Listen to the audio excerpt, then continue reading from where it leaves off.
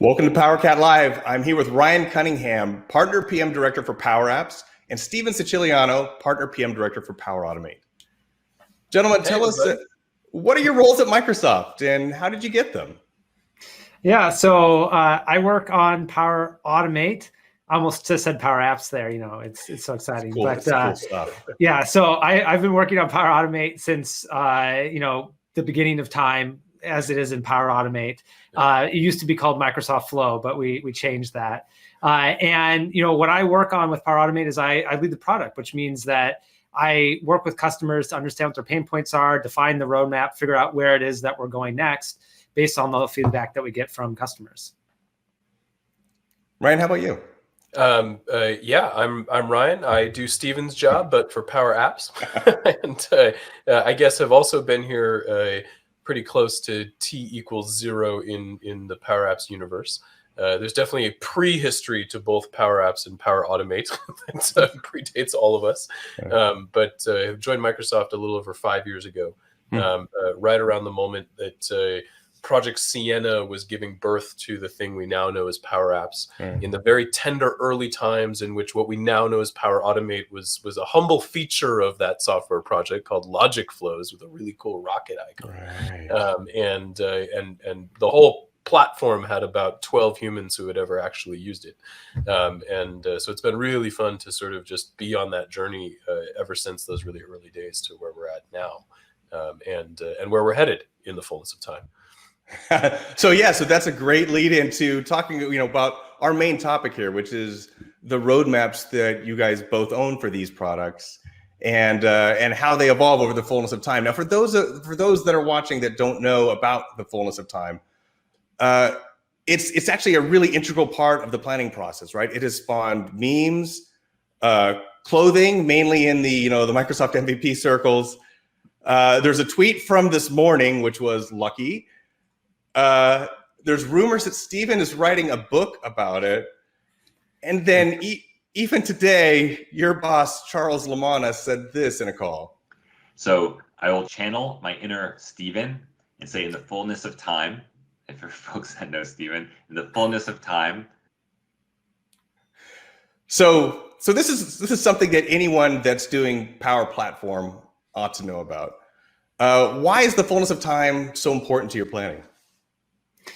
So one way to look at it is there's a world of things that are impossible that we're just not going to do, right?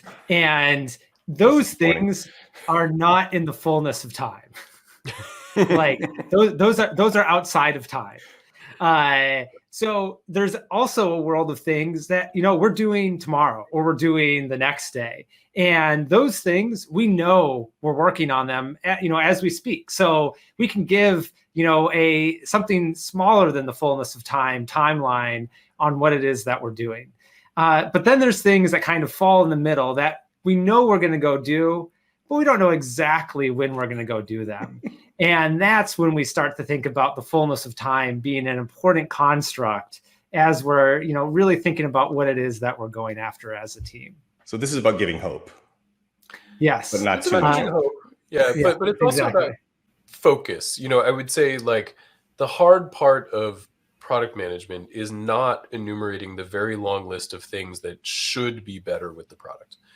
You go to our community and look at our ideas forums. There are literally thousands of ideas and thousands of votes of things that should be better about Power Apps and Power Automate.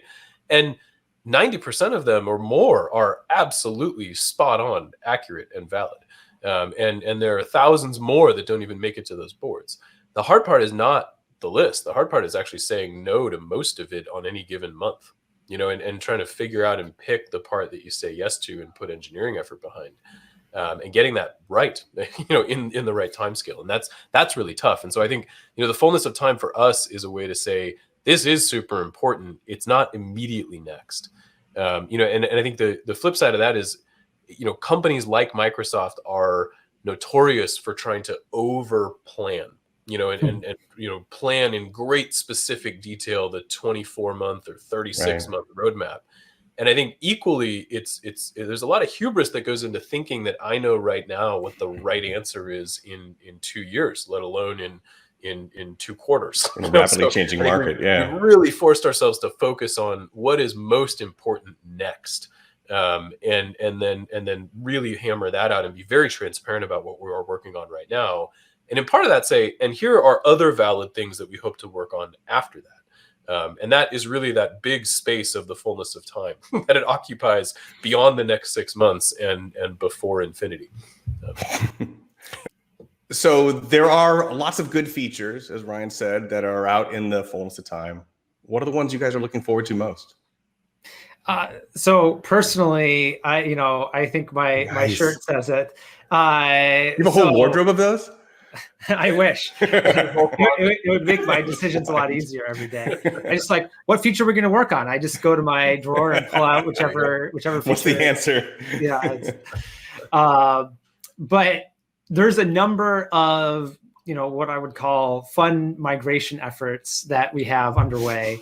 And one of them is we want to make it possible for everything that you do inside of Dynamics classic workflows to work inside of Power Automate. That is not it's not like there's one checkbox we got to check and we go do that. There's a whole myriad of features that we have to go light up in order to make that a reality.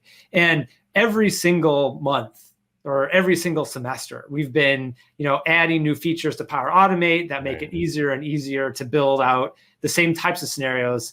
But in terms of when we're actually going to be done with everything that is in classic workflow, that's the fullness of time. And it's not just that, any time that we are kind of switching over from something old to something new, it's the fullness of time. I do want to make one shout out because there's been a fullness of time that I think has arrived, which is web client.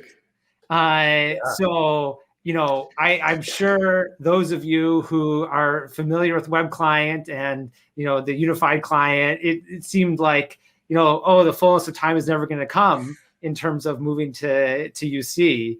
But I think that's 100% now, right?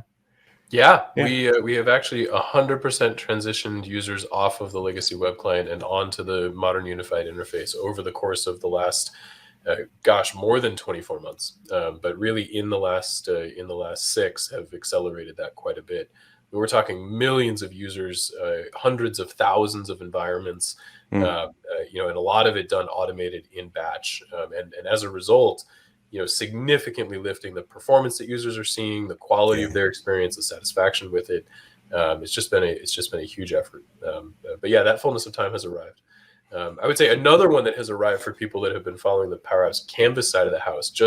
In fact, it's in the process of arriving. So it has arrived in Europe today and is on its way to North America over the next couple of days.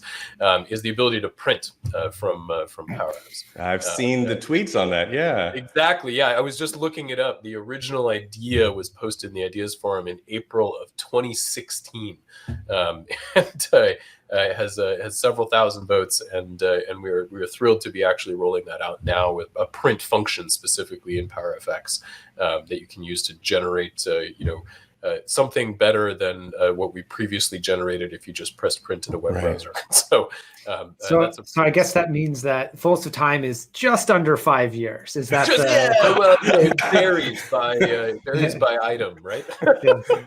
So there are fullnesses of time, is what you're saying. Oh yes, many, infinite, and it's really upon us. So this is what the fullness of time feels like for people who have been desperate. I thought it would feel more special, to be honest. For a Power App, absolutely, this is what it feels like. Okay, for that specific group of people, which there's a lot of. Exactly. Yeah. So I guess then this leads to the next question, which is, now that we're at the fullness of time, what happens next? Does it inflate further? Does it deflate? Like, is this the pinnacle? Where do we go from here? I think you just always keep going up. There's always more. Continues to fill. After. Yes, it continues to inflate. So there's no stopping it. Yeah, I don't think. I've told people in the past, especially from my experience in early stage companies before getting to Microsoft, there's exactly one day on which the product is done, and it's generally not a happy day. Some level. Because there's a reason it's finished. There's a reason, right? But I guess before we get to the heat death of the universe, which I suppose is inevitable at some point, we do want to keep expanding the capabilities of what humans can do with low code. And the challenges that people are trying to solve on Power Platform today are different and significantly more sophisticated than they were in 2015 or 2016 when we started these projects, right? And I expect that they will be exponentially more so in another 2, 3, 4, 5 years. And so the nature of what people need from a low code platform will continue to evolve. And if you look at it on the time scale of technologies that are at the platform level, they do tend to last for decades, and I think we're certainly still very much in the upswing of what the platform can do for people. So I think there are many fullnesses of time beyond the one that we are pursuing now. You never hear it in the plural though. That's interesting that we've discovered this. Is it fullnesses of time or fullness of times? Fullness?